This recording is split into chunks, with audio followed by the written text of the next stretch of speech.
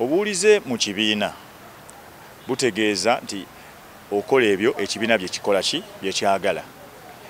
1 tovuddeeyo kuyombagana n'abakulembeze mu kibiina.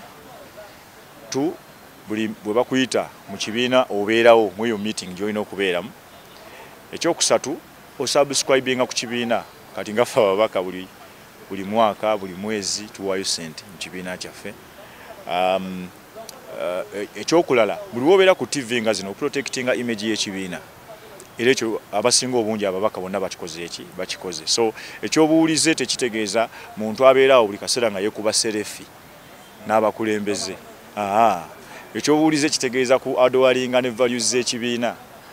Mu public oli enguzi, mu public olwanira ssemateeka n'enfuga ey'emirembe mu ggwanga, olwanira abantu kubibaluma mu bitundu ng'ekibiina bwe kigamba.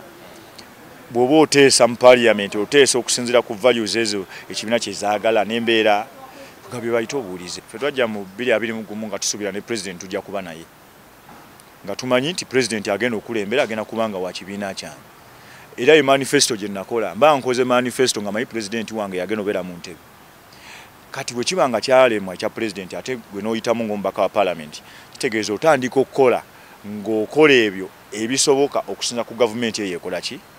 Ebimu n'olwanirira birwanirire ku kifuba ddembe, ebimu ne birema kubanga oli ku opposition nga bagaana ku kifuba bannaffe abalina ssente ezirina okukolera abantu ebintu. So omuntu ayinza okulemwa olw'embeera eyo kubanga gavumenti eri mu buyinza si yeeye ate bwe yali yeesimbawo yali asuubira nti neeye ejja kubanga ekoze eki ewangudde. So engeri yokka gy'osobola okupima obukozi bw'omuntu kyekyokubanga era ogambye balonzi n'obagamba bannaaye abalowooza nti ono akoze mudde wali, abalowooza nti ono takoze mukole eki.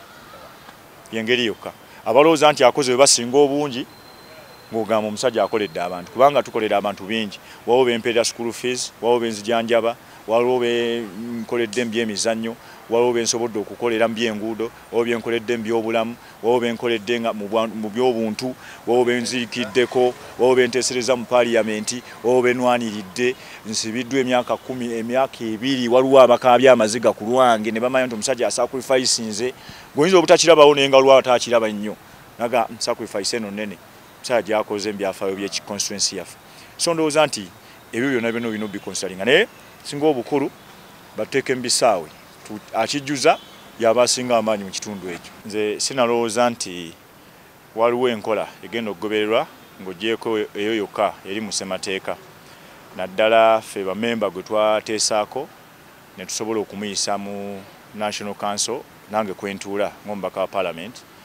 Nze ndowooza nti era wajja kubaawo akamyufu komiti ez'omu bitundu byaffe ne tusobola okusunsulamu okulaba nti basobola okukola ki okulonda oyo candidate gwe balowooza nti asobola okubakiikirira obulungi naddala mu bitundu byabwe kubanga ye ssemateeka waffe kyagamba ng'ekibiina tulina ssemateeka. So nze kubanga ndowooza nti nno abo abalowooza ebirala kati nga bamawulire n'abantu bo balowooza nti enkola eyali olulu yeyinza okukola ki okukola naye kati ku mulundi guno tulina ssemateeka ow'ekibiina gwe twatulamu ekavula effe kennyini ne tumukola ki ne tumuyisa. Bw'obanga obadde oyagala okukola enkola nti ey'okusampulinga ground okutegeera ani asinga amaanyi oba ani, nze ndowooza nti kyewalikoze tukola kintu kimu ate kyekisinga okubeera ekyamu ofuna ebisaawe nga 10 kati nze eri waffe Makindye tulina ebisaawe 10 n'ogamba nti abawagizi baalani Ssewanyana mbaagalako officers mess, abawagira omulala Katwe, ab'omulala ku ssaawa Eruwafu, ab'omulala ku ssaawa Salaama, ab'omulala ku ssaawa Erukuli. Nojja n'otandika otunulamu ebyo ebisaawa akijjuza ng'otegeera nti oyo yasinga abawagizi mu kitundu. Naye ojja kuddaawo ogambe nti nno osampulinze ground naye nga ground be bantu be tulina okuba nga tulabako. So nze ndowooza okusampulinga ground balina kugamba nti kibiina kigenda kujja mu kitundu ng'ennaku z'omwezi 17 omwezi bwe guti tulabe buli omu amaanyi ge bwe genkana ku ground physically n'oteekawo mu ssaawa Katwe, n'oteekawo Erukuli, n'oteeka mu ssaawa Eruwafu, n'oteeka mu ssaawa Salaama ku officers mess, abantu ne balabika bulungi nnyo ne bagamba nti foono gwe tuliko, fooli gwe tuliko, fooli gwe tuliko, n'opima n'ogamba wano ndabyewo abantu nga 5000, wali ndabyewo 1,000 kitundu, wali ndabyewo 2,700, wali ndabyewo 3,800.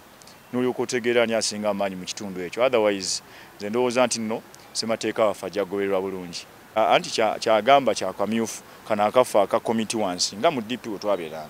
So kyagamba ne bwe kaba kalemye nze ndowooza basobola kugamba nti okusampolinga ground olina kugamba buli ayagala ekaadi tegeka abawagizi bo mu kisaawe gundi gwe nawe tegeka mu gundi nawe tegeka mu kisaawe kino nawe tegeka mu kisaawe ku lunaku lwe lumu ne mulinnya pikipiki oba emmotoka mugenda mutunulamu ebyo bisaawe we mulaba atakijjuzza ng'omanyi ono abadde atusumbuyira bwereere. Bw'oba wakusampolinga ground era olina kugamba bakandidate nti buli omu abawagizi bo tubasange ku ground tubalabe.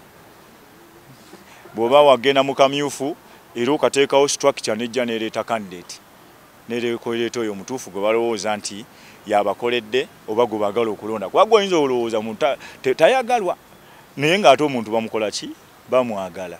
So ndowooza nti nno eyo y'embeera erina okugobererwa. Na FDC na UPC NRM bye consuming olwaleero it is a revolutionary party. Botuna president wacho ne character y'ekibiina bo baagala kuleeta revolution esobola okuleeta omuggundu ogusobola okukyusa ebyobufuzi by'eggwanga. Kati revolution tetambula nga traditional political party. Revolutionary party ebeerako ne revolutionary command eyalabadde nga high command. A revolutionary party mu njogera ennyango ebeera ne structure nga ya singe ya traditional political party. Ebeera n'akatiba akaayo yo nga bwekebera n'entambula eyaayo. N'entambula yaayo tebeera ntambula ya bulijjo. Mu kusobola okutuukiriza kiri kye baagala balina okuprotectinga. Kyovula nti enkola yaabwe tefaanagana nga nkola yaki ya bibiina byabwe. Kuba buli bwe banaggulawo ne bakola ng'ebibiina biri byenkubulidde wali emmanga bajja kusafalinga fate yeemu. Kati kisinzira kuba omuntu atandika ekibiina ng'alina ekigenderero.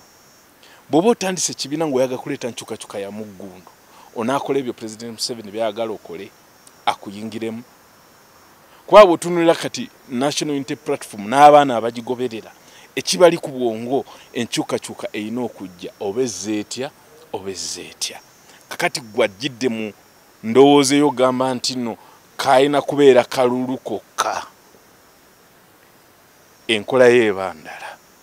Naye kati waliwo abakkiriza nti akalulu kokka tekamala okukyusa President Yoweri Kaguta Museveni. Kaalina okugendereramu ebintu ebirala. Tukose piriyodi y'akalulu okunyiiza abantu, okutegeeza abantu, okusitula abantu, okuleeta enkyukakyuka. Kuba akalulu kennyini pasi ng'akalulu kayinza obutaleeta ki? Nkyukakyuka. Naye tukeetabemu tusobole okusitula abantu baleete enkyukakyuka nga bw'alaba bwe kyali e Sudaani.